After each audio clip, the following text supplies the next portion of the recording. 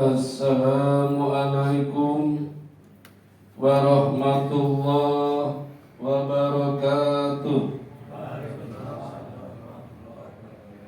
Sayyidatu Sa'adah Zummala'il A'izzah Kubailal Bidayah Hayya bina nahmaduhu wa nasta'inuhu subhanahu wa ta'ala hamdan bila ghayah wa madhan bila nihayah.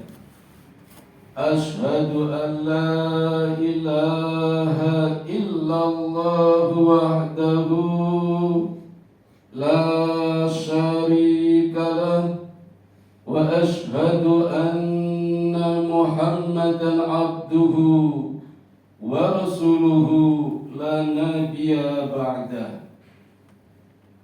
Jamaah salat dan kuliah subuh Masjid Al-Amal yang banyak amalnya, yang dirahmati Allah.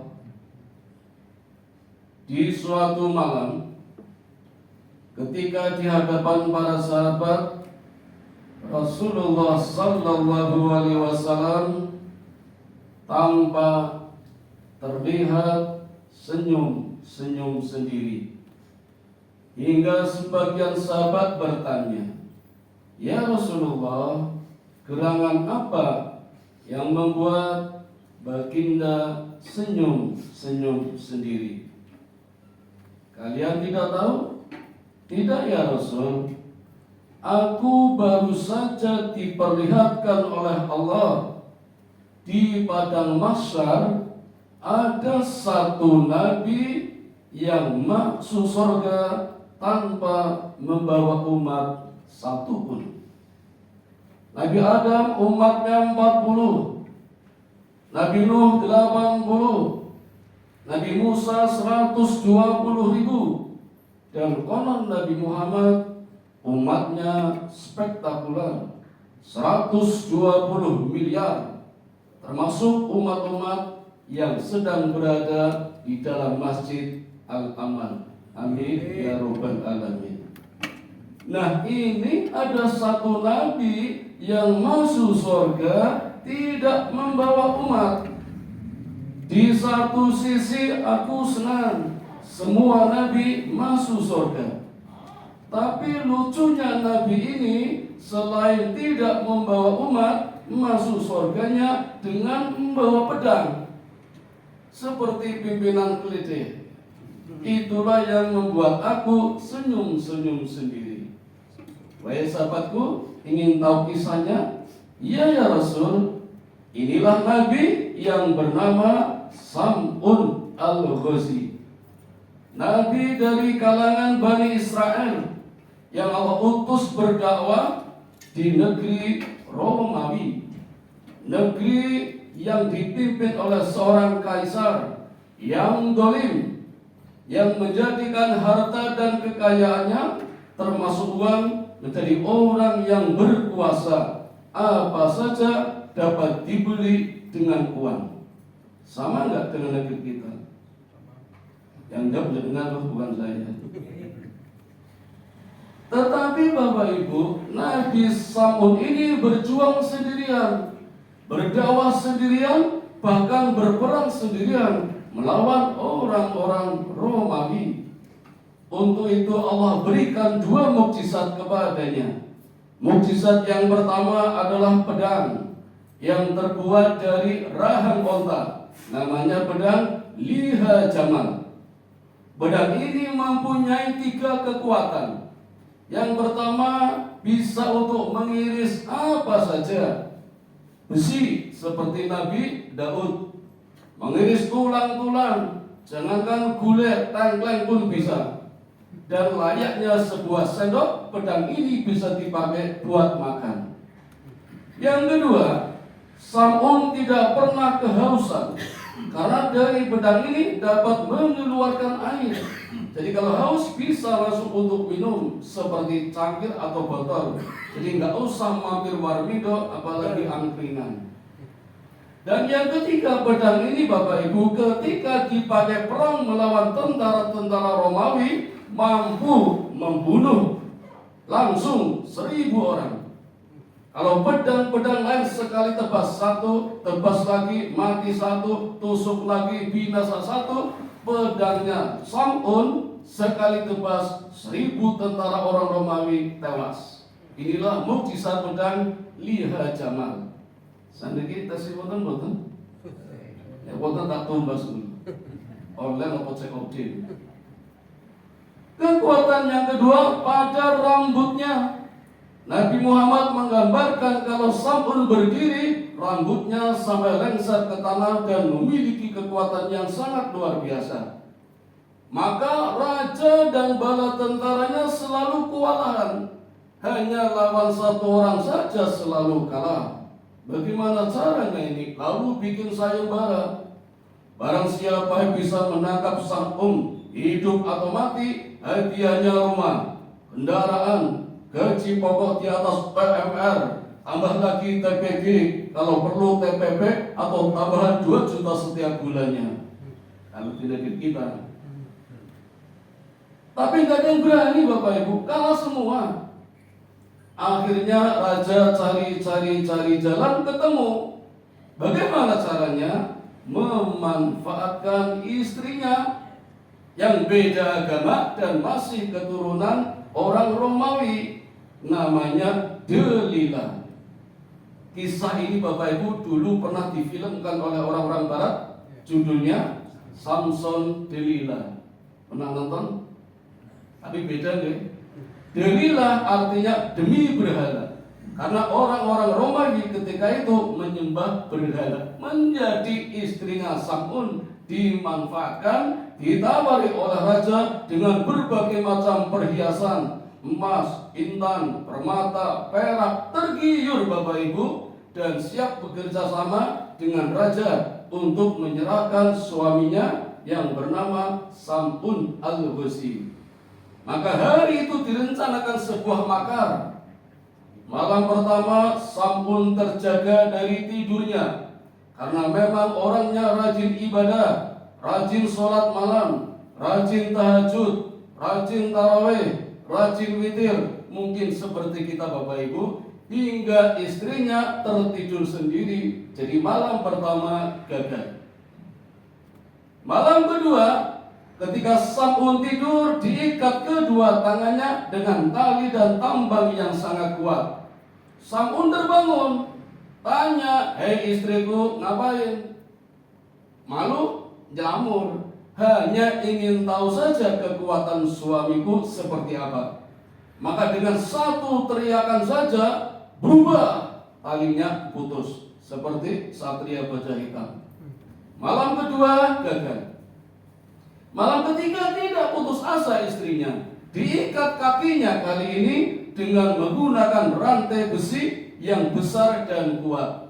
Lagi-lagi Sam'un terbangun dan bilang kepada istrinya, "Apa yang engkau lakukan?" Nyelamur lagi istrinya, "Hanya ingin tahu seberapa kekuatan suamiku." Maka hanya dengan satu hentakan saja rantai besi yang besar dan kuat putus. Malam ketiga gagal juga.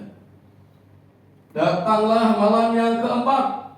Kali ini istrinya tidak langsung beroperasi. Pura-pura dulu, tanya-tanya dulu, ngobrol-ngobrol dulu, ngalem-ngalem dulu. "Ya suamiku, betapa hebatnya engkau kekuatannya. Aku khawatir kalau ada orang tahu kelemahannya, nanti memanfaatkannya. Sudahkah suamiku menceritakan di mana letak kelemahannya? Nanti akan aku rahasiakan agar orang tidak pada tahu."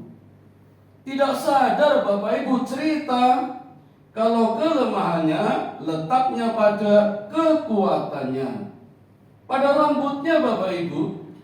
Maka ketika Sam'un tidur, kaki dan tangannya diikat dengan lehernya menggunakan rambutnya yang kuat. Praktis ketika Sam'un bangun tidak bisa bergerak, tidak bisa berubah, tidak bisa menghentak dengan rambutnya karena rambutnya kuat. Semakin kuat gerakannya, semakin kuat lilitannya. hingga Sam'un tidak berkutik. Dalam kondisi terbelenggu, istrinya lapor kepada raja, diciduk oleh raja, diarak sepanjang jalan, dilempari telur busuk, dilempari kotoran, dilempari batu. Orang-orang yang nonton di pinggir jalan sembari memegang kayu, ada yang memegang trompa, sandal dan sepatu, memukulinya kepalanya, memukuli wajahnya, memukuli badannya, diseret-seret Bapak Ibu, dan orang pada mencemooh, teriak, "Oh, ini tuh Sam'un, kini gak punya apa-apa." Sampai di depan istana kerajaan, Sam'un dipelenteng. Ngaten Bapak Ibu, dipelenteng yang kula denger ki napa? Pendang bareng apa betul? Kemudian dilakukan mutilasi. Matanya dicukir, telinganya diiris, hidungnya dirobek, tangannya dipotong-potong, kakinya dilumpuhkan. Gak usah kaget Bapak Ibu, kasus mutilasi tidak cuma di zaman sekarang, dari dulu sudah ada. Bahkan pelakunya seorang raja, pemimpin, penguasa yang dolim. Kalau sekarang malah rakyat nih. Yang kemarin terbaru di Bantul itu, baru jadi pacarnya Pak sudah dimulasi, belum jadi istrinya itu.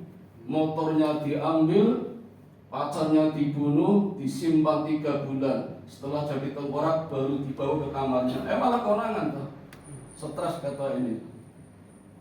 Dalam situasi yang kritis, Allah turunkan malaikat Jibril menawarkan jasa. "Ya Sam'un, apa yang kamu butuhkan?" Kata Sam'un, "Aku hanya ingin kembali saja kekuatanku, akan aku robohkan istana kerajaan yang dolim seperti ini." Allah kabulkan. Kembalikan lagi matanya, telinganya utuh kembali, hidungnya sempurna kembali, tangan dan kakinya kembali lagi kekuatannya, bahkan kekuatannya menjadi berlipat-lipat. Dan hanya dengan 2 tangannya saja, Sam'un mampu menarik tiang besar yang ada di sebelah kanannya dan tiang besar yang ada di sebelah kirinya, ditarik, disatukan, roboh istana kerajaan yang dolim itu seketika, dan mematikan semua orang yang ada di dalam dan juga luarnya. Hebat ini. Rajanya mati, perdana menterinya tewas, bala tentaranya semuanya terbunuh, pasukannya binasa semua, termasuk istrinya Bapak Ibu, yang tadi sudah senang mendapatkan intan, permata, berlian, perak, gak ada gunanya kalau mati. Jadi hari itu Sam'un tinggal sendirian Bapak Ibu, semuanya mati. Nah, karena merasa diselamatkan oleh Allah, Nabi Sam'un bersumpah, "Demi Allah, mulai hari ini aku bersumpah akan melakukan ibadah malam, akan sholat malam, sholat tahajud, sholat tarawih, sholat witir selama 1000 bulan. Dan siang harinya aku akan berpuasa selama 1000 bulan." Dalam kisah selanjutnya, konon dikabarkan Sam'un berhasil menunaikan sumpahnya. Maka namanya semakin masyhur dan dikenal dengan nama Nabi 1000 bulan. Jadi kalau kita ditanya siapa Nabi 1000 bulan, adalah Nabi Sam'un al-Ghazi. Nah Bapak Ibu, setelah Rasulullah menceritakan kisahnya di hadapan para sahabat yang berada di sebelah kanan berlomba-lomba, "Ya Rasulullah, aku ingin seperti Sam'un. Aku akan ibadah semalam suntuk, akan tahajud, akan tarawih, akan witir selama 1000 bulan." Semangat sekali Bapak Ibu. Sahabat yang sebelah kiri juga begitu. "Ya Rasulullah, aku ingin seperti Sam'un. Aku akan berpuasa di siang hari selama 1000 bulan." Semangat sekali Bapak Ibu. Gak kayak sini diam semua. Ngantuk napa? Kula bunga-bunga dhewe. Pun boten napa-napa. Santai mau Bapak Ibu, teruskan ngantuknya enggak apa-apa. Sampai Nabi terdiam Bapak Ibu. Dan dalam diamnya Allah turunkan Quran. Turunkan wahyu yang dibawa oleh malaikat Jibril. Surat yang ke-97, surat Al-Qadar. Jumlahnya 5 ayat. A'udzu billahi minasyaitonir rajim. Inna anzalnahu fi lailatul qadar. Sesungguhnya aku turunkan Al-Quran pada malam Lailatul Qadar. Wa ma adraka ma Lailatul Qadar? Apa itu malam Lailatul Qadar? Adalah satu malam yang lebih utama, lebih mulia daripada 1000 bulan. Lailatul Qadri khairun min alfi syahrin. Anazzalul malaikatu warruhu fiha bi'idni rabbihim min kulli amr. Pada hari itu, pada malam itu aku turunkan para malaikat beserta ruhnya untuk menetapkan, memutuskan, dan menyelesaikan segala perkara. Salamun hiya hatta matla'il fajr. Selamatlah, senanglah, gembiralah orang-orang yang mendapatkan malam ini hingga terbit fajar. Jadi Bapak Ibu, asbabun nuzulnya, sebab-sebab turunnya ayat tentang Lailatul Qadar adalah dari kisah Nabi Sam'un Al-Ghusi. Setelah ayat ini turun, Nabi mengatakan kepada para sahabat, gak usahlah sholat semalam suntuk selama 1000 bulan. Gak usah sholat tahajud, tarawih, witir selama 1000 bulan. Gak usah berpuasa selama 1000 bulan. 1 bulan aja rapat kayak gini, apalagi 1000 bulan. Tapi wahai para sahabat, dapatkan satu saja malam Lailatul Qadar, itu lebih utama, itu lebih mulia daripada 1000 bulan. Ini penting Bapak Ibu, kita harus mendapatkan satu malam yang namanya malam Lailatul Qadar. Why? Kenapa? Karena kita umatnya Nabi Muhammad umurnya pendek-pendek. Nabi mengatakan umatku umurnya sekitar rata-rata 60 sampai 70 tahun. Jenengan pinten, Pak? Kunjung. Oh, belum. 59 nggih. Siap-siap, Pak. Nggih, siap-siap. Kali kula. Umat-umat terdahulu umurnya panjang-panjang Bapak Ibu. Nabi Adam 1000 tahun, Nabi Nuh 950 tahun, Nabi Sulaiman 250 tahun, Nabi Ibrahim 180 tahun, Ismail, Ishak 130 tahun, Zakaria 100 tahun, Syuaib 95 tahun, Nabi kita Muhammad hanya 63 tahun. Kalau amalan-amalan kita biasa-biasa aja, dari tahjilan, maghrib, isya, tarawih, witir, tadarus, sahur, subuhan, pulang tidur, bangun ke pasar, umbah-umbah, masak, kalau perlu gim-giman, nonton TV, takjilan lagi, terus begitu setiap hari Bapak Ibu. Kalah amalan kita dengan umat-umat terdahulu yang umurnya panjang-panjang. Bagaimana bisa bersaing? Manfaatkan malam Lailatul Qadar. Sekali dapat Lailatul Qadar, kita mampu membuat satu lompatan yang sangat jauh, 1000 bulan atau 83 tahun. Jadi kalau kita bisa mendapatkan 10 kali Lailatul Qadar, sama saja membuat satu lompatan 10 kali 83, 830 tahun. Sudah banyak mengalahkan nabi-nabi terdahulu. Tapi dengan Nabi Nuh belum, dengan Nabi Adam belum. Perlu tambahan usia. Dan kita boleh berdoa, ya Allah panjangkan umurku agar bisa bertemu dengan malam Lailatul Qadar. Nah, persoalannya Bapak Ibu, kapan datangnya? Nanti malam tanggal 25 nggih. Berarti tinggal 26, 27, 28, 29, 30. 31 tidak mungkin. Bapak Ibu, ada hadis yang diriwayatkan oleh istrinya sendiri, Aisyah radhiyallahu anha, mengatakan kalau Nabi bersabda datangnya malam Lailatul Qadar adalah di malam ganjil. Laras mboten? Ngomong dua yang jawab. Bapak Ibu, kalau nanti malam-malam 25 dan datang Lailatul Qadar, terus tanggal genapnya gimana? Ayo. Di sini boleh Lailatul Qadar, tapi di negeri lain berarti enggak dong. Kan genap. Wah, itu namanya gak adil, gak universal.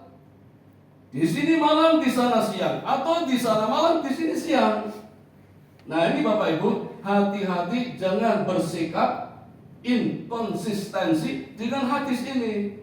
Bahaya Bapak Ibu, nanti ibadah kita tidak rajin, malah loyo, fluktuatif, genap, loyo, ganjil, rajin, genap, loyo, ganjil, rajin. Wah, ini bahayanya.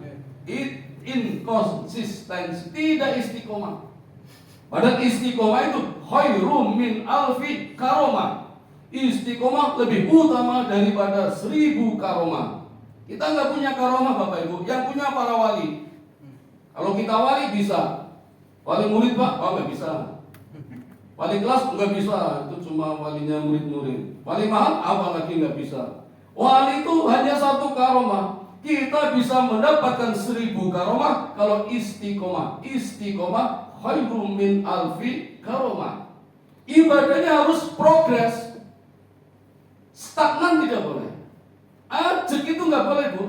Harus progres, naik terus. Sebagaimana Nabi mengatakan hari ini harus lebih baik daripada kemarin. Kalau sama rugi, lebih jelek celaka. Jadi harus lebih baik. Esok harus lebih baik daripada sekarang. Harus progres. Naik terus. Ini namanya istiqomah. Maka jangan terjebak pada tanggal-tanggal ganjil. Ada hadis Bapak Ibu lebih kuat lagi ini, yang diriwayatkan oleh Imam nomor 1 dan nomor 2, Bukhari Muslim, yang bergelar Al-Lu'lu' wal Marjan. Al-Lu'lu' artinya intan, marjan berlian, bukan sirup. Ini orang nomor 1 dan 2 banyak meriwayatkan hadis-hadis sahih. Bukhari Al-Lu'lu'.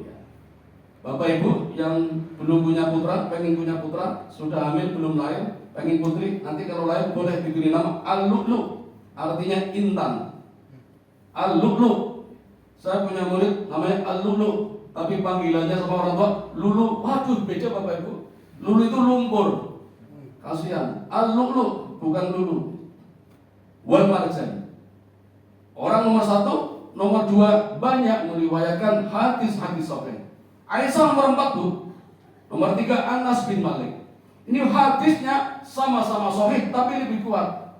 Apa kata Nabi? Nabi bersabda, jangan terpengaruh dengan tanggal-tanggal ganjil. Justru di sisa 10 hari terakhir harus lebih rajin. Jadi Nabi menghitungnya justru sisa harinya. Kalau nanti malam 25 berarti tinggal 5 hari harus lebih rajin. Besok tinggal 4 hari harus lebih rajin. Dan begitu seterusnya. Jadi pola pikirnya bisa terbalik. Paradigmanya bisa terbalik.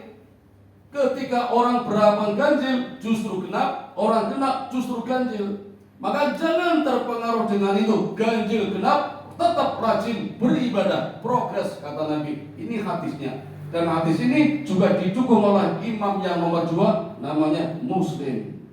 Nah Bapak Ibu, marilah kita berlomba-lomba fastabqul khairat di hari-hari akhir, berlomba mendapatkan malam yang lebih utama daripada 1000 bulan, namanya Lailatul Qadar. Bagaimana perasaannya? Secara fisik Bapak Ibu, ilmuwan sepakat kalau tanda-tanda Lailatul Qadar suasananya cerah, tidak ada hujan, tidak ada angin. Karena menurut ilmuwan bumi antariksa, dalam 1 tahun ada 1 hari yang planet dan bumi dan bintang-bintang tidak bergerak karena tidak ada angin, sunyi, sepi, tidak terlalu panas, tidak terlalu dingin, hawanya sejuk. Dan esok harinya, mataharinya bisa dilihat dengan mata. Kata ilmuwan begitu, tanda-tanda fisik. Nah yang tanda batin, tiap orang beda-beda Bapak Ibu. Saya tidak bisa menebak. Wah Bapak itu tidak dapat, Bapak itu dapat nggak bisa. Hanya dapat dirasakan oleh sendiri-sendiri. Seperti apa perasaannya? Ada yang bilang seperti pengantin baru. Ada yang belum? Segera saja. Wah nanti yang lama gimana? Tetap masih bisa Bapak Ibu. Kalau hidupnya pasangannya romantis, penuh barokah, sakinah, mawaddah, warahmah. Yang kedua, hatinya seperti tidak punya perasaan dosa, Bapak Ibu. Seperti tidak punya utang, bebas dari debt collector. Nonton ya? Sama pocong tidak takut, sama demit tidak takut, sama tuyul tidak takut, sama DC takut. Nah ini nanti bebas perasaannya malam Lailatul Qadar. Nah yang terakhir Bapak Ibu, ini dapat dirasakan setelah sukses puasanya dan mendapatkan Idul Fitri.